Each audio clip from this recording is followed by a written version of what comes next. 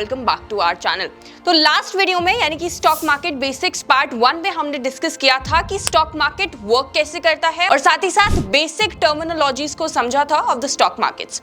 Now in this video we are going to discuss कि stock market से आप पैसे कैसे कमा सकते हैं, कैसे आप वेल्थ क्रिएट कर सकते हैं by investing in the stock markets. But before we discuss that, अगर आपने प्रीवियस वीडियो को नहीं देखा है तो पहले प्रीवियस वीडियो को जरूर देखिएगा और उसके बाद इस वीडियो को देखिएगा। आज की वीडियो में हम डिस्कस करने वाले हैं ऐसे 2 रूल्स जो अगर आप अप्लाई करते हो तो स्टॉक मार्केट के अंदर आप अर्निंग्स जरूर जनरेट कर पाओगे। So without further ado let's start the video. But उससे पहले अगर आपने हमारे चैनल को सब्सक्राइब नहीं किया है तो प्लीज हमारे चैनल को सब्सक्राइब कर लीजिए, बेल आइकन को प्रेस कर दीजिए ताकि ऐसी और वीडियोस की नोटिफिकेशन आपको मिलती रहे।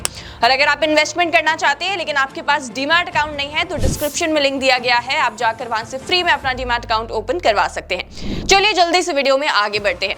तो सबसे पहले अगर आप स्टॉक मार्केट से अर्न करना चाहते हैं, अगर आप स्टॉक मार्केट में इन्वेस्ट करना चाहते हैं तो आपके लिए 2 रूल्स काफी ज्यादा इंपॉर्टेंट हैं जो मैं आपको बताऊंगी।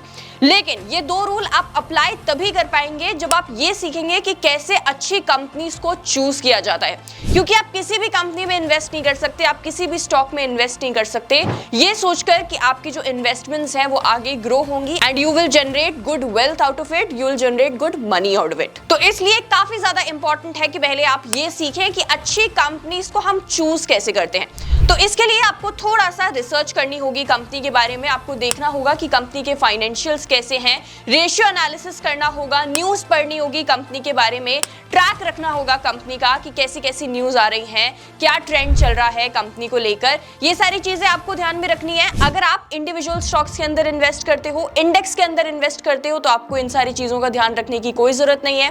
पैसिव इन्वेस्टिंग में ये सारी चीज़ें ध्यान नहीं रखनी होती हैं, लेकिन एक्टिव इन्वेस्टिंग करते हो तो आपको ट्रैक रखना पड़ता है स्टॉक्स का कि कैसा परफॉर्म कर रहे हैं वो। अब इसके बाद अगर आपको ये आ जाता है कि कैसे हम सही स्टॉक्स को चूज कर सकते हैं तो इसके बाद आप 2 रूल्स को अप्लाई करोगे।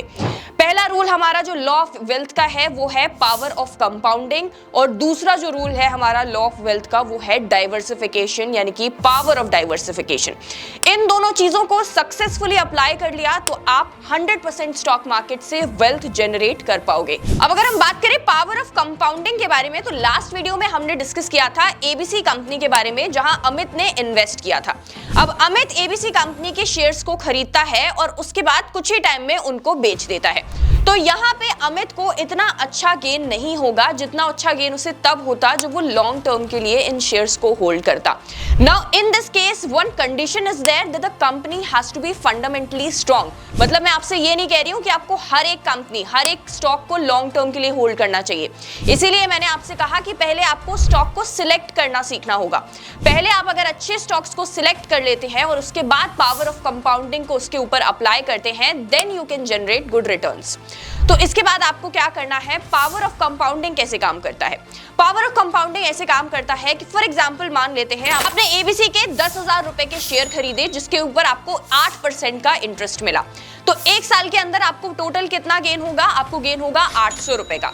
अगर यही 800 रुपए आप नेक्स्ट ईयर फिर से री इन्वेस्ट कर देते हो तो by the end of the year आपके इन्वेस्टमेंट का अमाउंट क्या हो जाएगा, आपके इन्वेस्टमेंट का अमाउंट हो जाएगा 10,800 rupees. You invested 10,000 rupees but 800 रुपए आपको at the end of the year क्या हो गया, कैपिटल गेन हो गया। क्यों मैं ऐसा कह रही हूँ, क्योंकि अब आपको जो रिटर्न मिलेगा वो आपको मिलेगा 8% 10,800 रुपीज पे। तो कितना हो गया, 864 रुपीज हो गया। प्रीवियस ईयर के अंदर आपने इन्वेस्ट करके 800 रुपए बनाए थे, लेकिन इस ईयर अगर आपने री इन्वेस्ट कर दिया उस अमाउंट को तो आप 864 रुपीज बनाओगे। इसी तरीके से लॉन्ग टर्म के लिए अगर आप इन्वेस्टेड रहते हो तो आपके रिटर्न्स कंपाउंड होते रहेंगे और आप लॉन्ग टर्म के अंदर बहुत अच्छी वेल्थ जनरेट कर पाओगे। Even the legendary investor Warren Buffett भी यही करते हैं। वो हमेशा कहते हैं कि आपको ऐसी कंपनी को चूज करना है जिसके बिजनेस के ऊपर आप विश्वास करते हो और उसके बाद उस कंपनी की ग्रोथ जर्नी के साथ आपको बने रहना है, क्योंकि जैसे जैसे कंपनी ग्रो करेगी वैसे वैसे आपकी इन्वेस्टमेंट भी ग्रो करेगी और लॉन्ग टर्म में आपको अच्छा प्रॉफिट होगा। In fact Warren Buffett believes that the best time for which you can hold a stock is forever.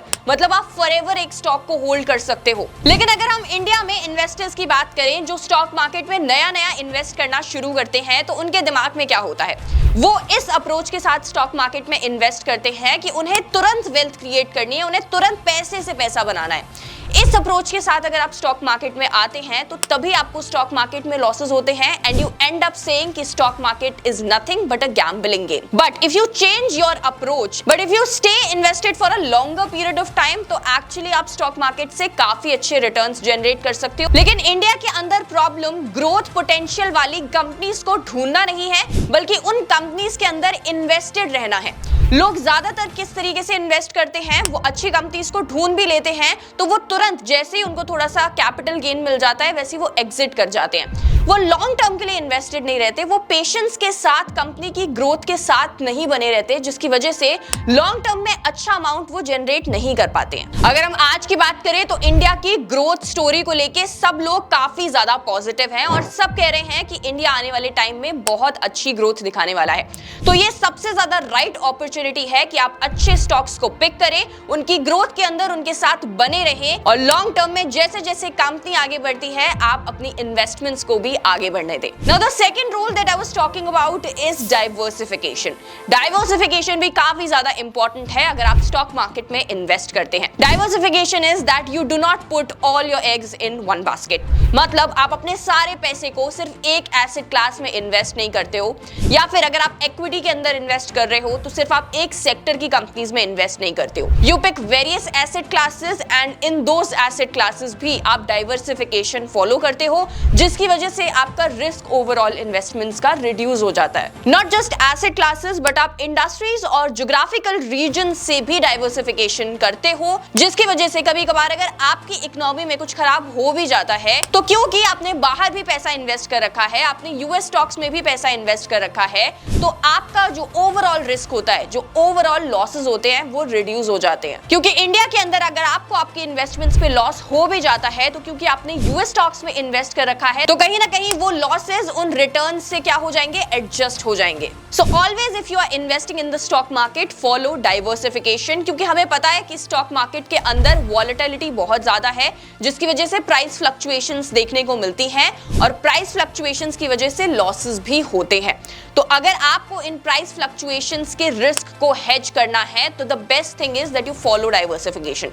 आप सिर्फ इन्वेस्टमेंट अपनी इक्विटीज के अंदर सीमित मत रखो, आप गोल्ड में भी इन्वेस्ट करो। Some amount you can invest in FDs जो कि रिस्क फ्री होते हैं, some amount you can invest in real estate and that's how you diversify your portfolio. Because on one hand अगर आपको इक्विटीज लॉसेस देती हैं, कुछ ऐसी न्यूज आ जाती है जिसकी वजह से पूरा stock market economic slow down में चला जाता है, तो आपकी बची हुई इन्वेस्टमेंट्स यानी कि गोल्ड हो गया, रियल एस्टेट हो गया, ये आपको अच्छे रिटर्न्स दे सकती है जो कहीं ना कहीं आपके पोटेंशियल लॉसेस को रिकवर कर देगा। सो इन दो थंब रूल्स को याद रखिए जब भी आप स्टॉक मार्केट में इन्वेस्ट करते हैं। The first one is power of compounding and the second one is power of diversification. Trust me, अगर आपने इन दो रूल्स को समझ लिया और इन्हें ढंग से अपने इन्वेस्टमेंट्स के ऊपर अप्लाई कर दिया तो आप भी एक सक्सेसफुल इन्वेस्टर बन पाएंगे। सो आई होप आपको वीडियो इन्फॉर्मेटिव लगा होगा। Please share it with your friends and family. ऐसे और वीडियोस के लिए हमारे चैनल को सब्सक्राइब करना बिल्कुल मत भूलिएगा। I will see you in the next video. Thank you so much for watching.